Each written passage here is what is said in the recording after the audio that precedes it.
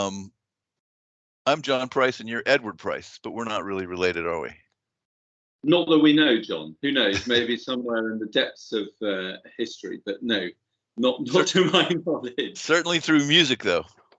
Well, exactly. That's right. That's exactly it. Yeah. So I've got Edward Price, and of the Bach Choir. He's a member of the BBC Singers, and it's really interesting to talk to you, Edward, because you were the baritone soloist, first performance of Choral Rutti's Requiem. Yeah, that's right. I was extremely lucky to be asked to create this piece and give the first performance along with David Hill and the Bach Choir and my fellow soloist Catherine Fuge, who was the soprano for that.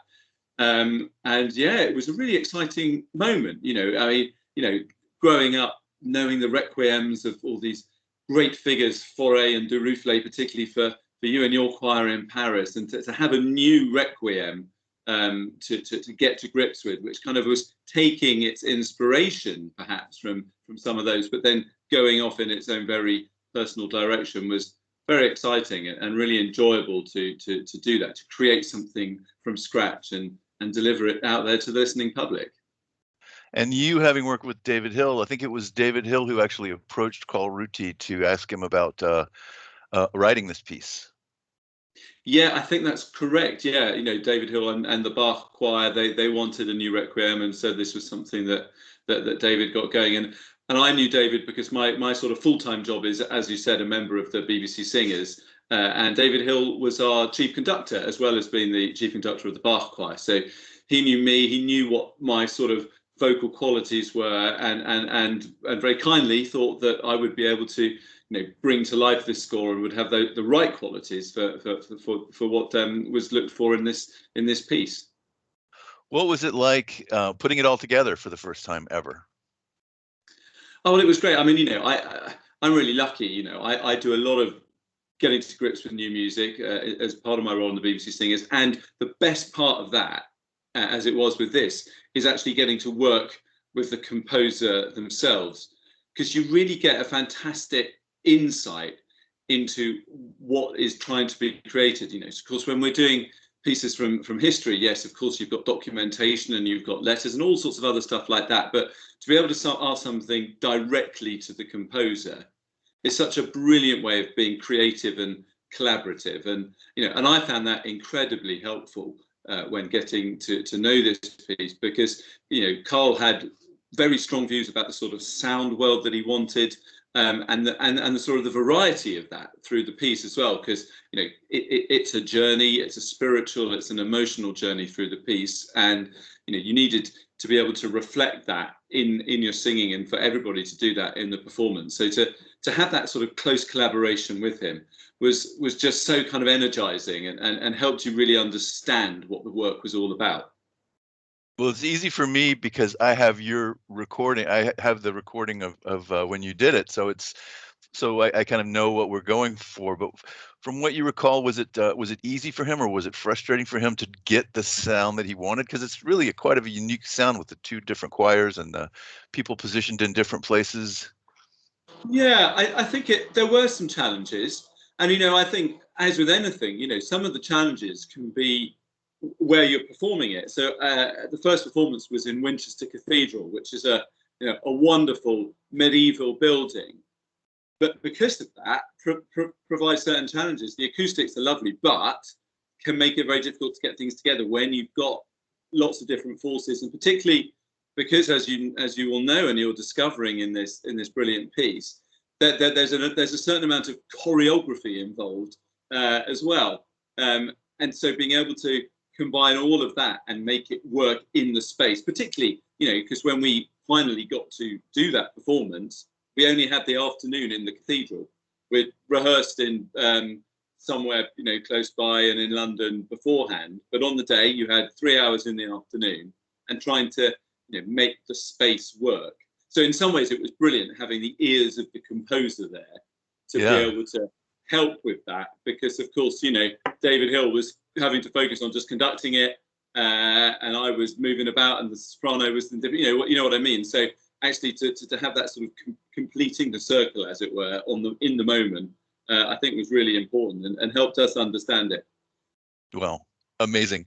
And the piece that really, the part of the Requiem that really stands out to me, one of them, but is the offertorium, because that's the part um, where the person actually dies and their soul meets God, and the baritone plays a big role in that. Yeah, I mean, that part is a really kind of arresting and kind of quite dramatic moment, because the instruction is that the baritone soloist should be placed at a distance from the rest of the choir, and the sound should be sounding as if it is coming from a long way away. And I think I recall correctly that I was behind the high altar in Winchester Cathedral, so out of sight as well as being a long way away, which created an amazing effect, but meant I had to be kind of quite self-reliant on knowing when to start, getting the right tempo, and also getting the right note, because the harmonies before it are quite dense, quite chromatic, and wasn't super easy. So I think I did resort to checking with the tuning fork to make sure I wasn't going to throw an absolute curveball to everybody and start in completely the wrong key, which might have derailed the Put it performance a little behind your bit. ear. Yeah, exactly. Oh, Simply, great. have a quick check. So, but it is. I mean, it's a wonderful device, because you hear this tune kind of from a distance, and it then develops through the rest of the work until you get to the very end, the In Paradisum, and then the Requiem at the end, where there's a sort of a processional, in fact, an actual procession, if the choirs are able to do it within the space, kind of a funeral march, and Yeah. that tune is carried by the soprano and baritone soloist over the top of the choir, and is there incredibly present for the audience, sort of almost happening in amongst them. So, in a sense, that tune has made its own journey through the piece and through the building, which is quite an amazing device. Yeah, and if you listen to this and close your eyes, it's impossible not to imagine a slow procession of people marching one step by step. You can hear the steps. Yeah, absolutely. Because he very bravely strips away the orchestra and also uses a lot of rests.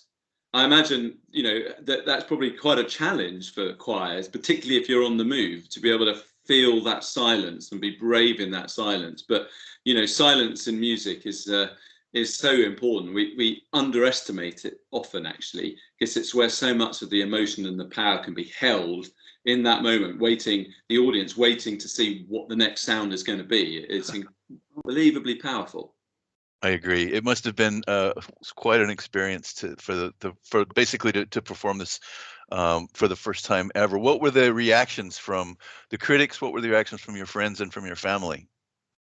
Yeah, I mean, I remember it being really overwhelmingly positive. People being really struck um, by the originality, but also by the approachability of the work. I tried to find some reviews from the concert. Sadly, I couldn't. I did find some from the recording that we made, which were, I'm glad to say, extremely positive. But I do remember from the performance, my late father, who was a great lover of choral music and had been an amateur singer and pianist himself, and he was incredibly struck by the work, and in fact, went out and bought a score for it, and all of that. And it wasn't just because he was a proud dad. I don't think he genuinely found it something that really moved him. He wasn't he didn't have a Christian faith, but he really understood that the sort of spiritual power of music. And I guess that's what's kind of wonderful about a choral setting or a musical setting of the Requiem, is that yes, it can have meaning to you if you have a strong faith, but also if you don't, Yeah. because the power in the music can evoke personal feelings, things, reflection for yourself. And I know my dad was really struck by that, and found it, yeah, something that he remembered, of the many performances he came to hear me sing at, one of the ones that really stood out for him.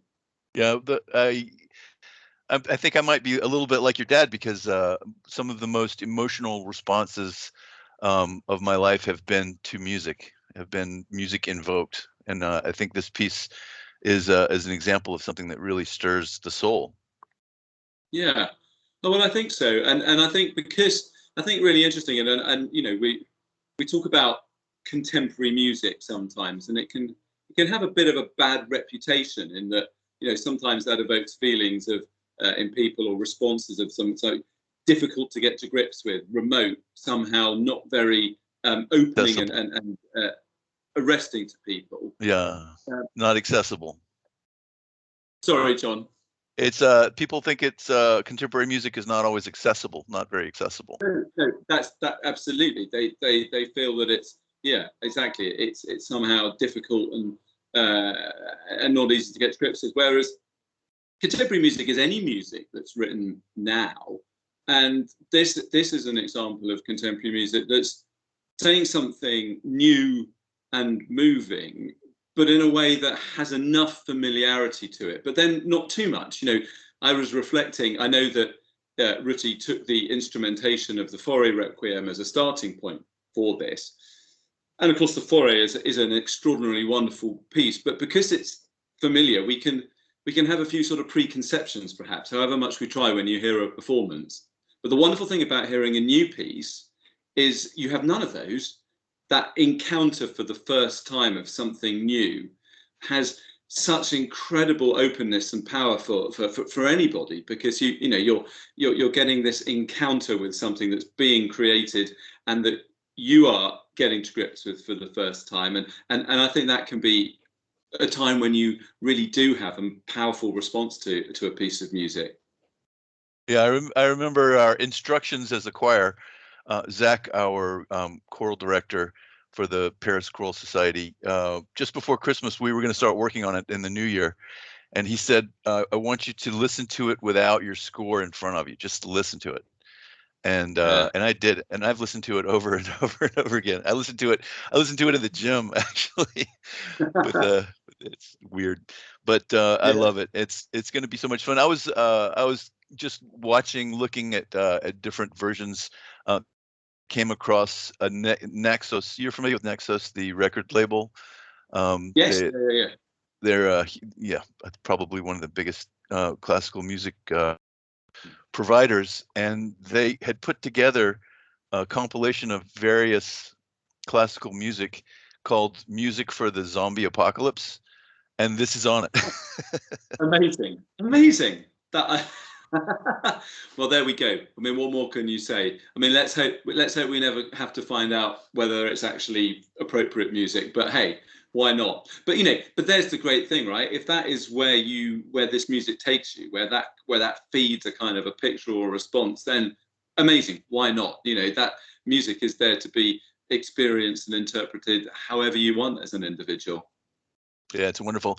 And I've listened to this whole zombie apocalypse soundtrack, and some of the stuff is a little bizarre. Some of it, you've also got Beethoven and Arvo Pärt and Schumann and Mozart, and Yeah. so but it's quite enjoyable. Well, this is really interesting speaking with you about this. I've enjoyed getting to know you a little bit, and if you ever come to Paris, it would be wonderful if you could sing with the Paris Choral Society. We'd love to have you.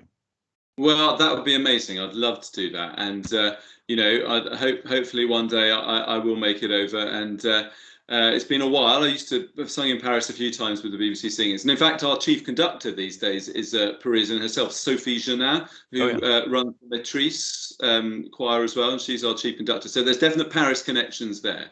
wonderful. Okay, great. And it's So not that there we far. go. Okay. Well, thank you. I appreciate it. My pleasure, and really good luck with the performance. And I hope you get a great audience, and I hope they really enjoy it. And I can tell that you're going to enjoy it as well as the performer in it. So that's very good news. But I hope everyone else does likewise.